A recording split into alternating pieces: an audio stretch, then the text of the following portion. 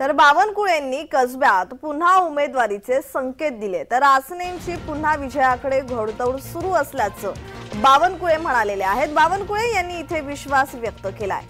हेमंत रासनेंनी कसबा विधानसभेची निवडणूक लढवली होती, पोटनिवडणूक लढवली होती। आता पुन्हा एकदा बावनकुळेंनी निवडणुकीचे संकेत दिले। रासनेंचा पराभव काही मतांनी झाला, पण ज्या दिवशी ते निवडणूक हरले त्यांनी पराभवाची चिंता केली नाही, विजयाकडे घोडदौड सुरू केली। आणि पुढच्या काळामध्ये